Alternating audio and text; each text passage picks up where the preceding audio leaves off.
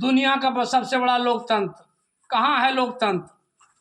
26 महीना से ट्रेनों का ठहराव के लिए हम लोग कटौना हॉल्ट पर दर्जनों साथियों के साथ अनशन कर रहे हैं, धरना कर रहे हैं, प्रदर्शन कर रहे हैं। कहाँ लोकतंत्र है इस देश में? जहाँ तंत्र लोक का सुनता नहीं हो, वह लोकतंत्र कैसे हो सकता है? और अगर यह भी लाठी तंत्र यहाँ तैयार हो जाए, जिसका जिंदा उदाहरण है बढ़ैया, जहाँ लाठी तंत्र प्रयोग किया गया, लाठी तंत्र का 3 दिन रेल जाम किया बढ़ैया में। सब रेलवे जो जितना मांग था सब रेलवे ने मांग लिया, लेकिन हम लोग गांधीवादी शांतिपूर्ण अनशन धरना कर रहे हैं, कोई सुनने वाला नहीं है। ऐसा लोकतंत्र कैसे हो सकता है? यहाँ इस देश में नेता तंत्र है। एक समस्तीपुर डिवीजन में एक हॉल्ट है, बिजली हॉल्ट, वहाँ सारी गाड़ियाँ रुकती है आदरणीय मोदी जी, और टिकट घर में ताला लगा हुआ है। मैं आंखों से देख कर आया हूँ। जब मुझे कहा लोगों ने कि देखिए कैसा तंत्र है आपके देश में, चूंकि वह हुकुमदेव नारायण यादव के समधी का गांव है, इसलिए वहाँ सारी गाड़ियाँ रुकती है। तो इस देश में नेता तंत्र है, व्यापारी तंत्र है, अधिकारी तंत्र है, कर्मचारी तंत्र है और लाठी तंत्र है। आम आदमी का कोई वैल्यू नहीं है, कोई सुनने वाला नहीं है। और अगर यहाँ भी, और अब लोग यहाँ उग्र हो रहे हैं, रेल चक्का जाम करने की योजना बन रही है, और इसमें कोई भी अप्रिय घटना घटती है, इसके लिए पूरे रेल प्रशासन जिम्मेवार होगा। और हम लोग निवेदन करते करते थक गए। आज 26वां महीना है, कोई सुन नहीं रहा है। अतः मैं पुनः निवेदन करता हूँ कि आप ऐसा नौबत नहीं आने दें। माननीय रेल मंत्री, माननीय प्रधानमंत्री जी, आप ऐसा नौबत नहीं आने दें। लोकतंत्र का आदर करें। और यह कोई नई मांग नहीं है, यह यहाँ गाड़ी 20 वर्षों तक रुकी है। यहाँ 13 गाड़ियों का ठहराव 20 वर्षों तक होता रहा। और मैं जानना चाहता हूँ रेलवे के पदाधिकारियों से, उच्च पदाधिकारी से मैंने प्रश्न भी किया, महाप्रबंधक हाजीपुर, कि आप बतलाइए कि 20 वर्ष किस कानून के तहत यहाँ गाड़ी रुकी और किस कानून के तहत बंद कर दिया गया? क्या यह मनमानी है कि कोई नियम है, कानून है? और दिग्विजय, यह एक पूर्व रेल राज्य मंत्री के स्मृति से जुड़ा हुआ है।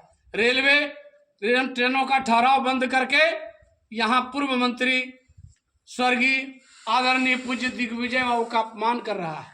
दिग्विजय बाबू रेल मंत्री थे, उसी समय यह हॉल्ट चालू हुआ था, और यहाँ 26 गांव के लोगों का यहाँ चढ़ना उतरना होता था। आज हॉल्ट बंद होने से सैकड़ों नौजवान जो इस हॉल्ट के चलते व्यापार करते थे रो गए। एक व्यक्ति ने कहा कि मैं 2 बेटी का शादी इसी हॉल्ट के कमाई से किया हूँ। और आप सोच सकते हैं, आप कहते हैं कि गांव का स्वावलंबन, आप बापू का अपमान कर रहे हैं। राष्ट्रपिता महात्मा गांधी कहे थे स्वराज। स्वराज क्या है? क्या स्वराज है? आज गांव के लोग 30 किलो सब्जी उठाते थे माथा पर और जाके बेचाते थे शहर में, उनको 1000 रुपया हो जाता था। और क्या स्वराज्य है? यह तो स्वराज्य का कोई रूप। आप बापू ने कहा था कि गांव को हम स्वराज देंगे, अपना राज होगा। क्या अपना राज का ही है? और आप फिर हमारे प्रधानमंत्री जी बोलते हैं कि गांव का स्वावलंबन होना चाहिए। तो स्वावलंबन तो आप साधन छीन रहे हैं, लोगों से छीन लिया आपने, तो स्वावलंबन क्या होगा? यातायात, आज यातायात सबसे बड़ा स्वावलंबन का साधन होता है, लेकिन यातायात का साधन आपने छीन लिया। आज लड़कियां कोचिंग के लिए इस हॉल्ट से जाती थी, आज उनको काफ़ी दिक्कत हो रहा है। गरीबी का आलम चारों तरफ है, और यहाँ कोई टाटा बिरला नहीं चढ़ता है। आप नेता लोग सामाजिक न्याय की बात करते हैं। आदरणीय माननीय हमारे जो सांसद हैं चिराग पासवान जी, उनके पिता सामाजिक न्याय, दबे कुचले लोग की बात करते थे, और दबे कुचले लोग ही यहाँ चढ़ते हैं। यहाँ कोई टाटा बिरला नहीं चढ़ता है, दबे कुचले गरीब गोरुआ लोग ही हॉल्ट पर चढ़ते उतरते हैं। और हमारे माननीय सांसद कान में तेल देकर सोए हुए हैं। आप कैसा सांसद हैं? आप कहते हैं हम प्रधानमंत्री का हनुमान है। आप कैसा हनुमान हैं कि आप एक छोटा सा काम नहीं करवा पा रहे हैं? आपने पहले चुनाव में ही वादा किया था कि मैंने दादा के सभी अधूरों काम को मैं पूरा करूंगा। क्या ये दादा का अधूरा काम नहीं है? दिग्विजय बाबू, यहाँ आरपीएसएफ ट्रेनिंग सेंटर बनाना चाहते थे। एक बार भूमि पूजन हुआ, एक बार शिलान्यास हुआ और यहाँ अनेकों रंगारंग कार्यक्रम हुआ। होटल चाणक्य आई, पदाधिकारियों का भोजन बनाया और वह यहाँ 35 एकड़ रेलवे का जमीन है जहाँ रेलवे कुछ भी कर सकती है। आज भी 35 एकड़ जमीन लेने के लिए रेलवे को बिहार सरकार से जूता खिया जाएगा, लेकिन रेलवे बिहार सरकार जमीन नहीं देगी। और यहाँ रेलवे का ऑलरेडी 35 एकड़ जमीन है। अंग्रेज जमाना में यहाँ पत्थर टूटता था, इसीलिए जमीन यहाँ है। आप नपवा लिए, दिखवा लीजिए कि जमीन है कि नहीं है आपका। और मैं पुनः निवेदन करता हूँ कि आप लोगों को उग्र कर रहे हैं। और रामायण की पंक्ति मुझे याद आ गया कि विनय न मानत जलाधि जल, गए 3 दिन बीत।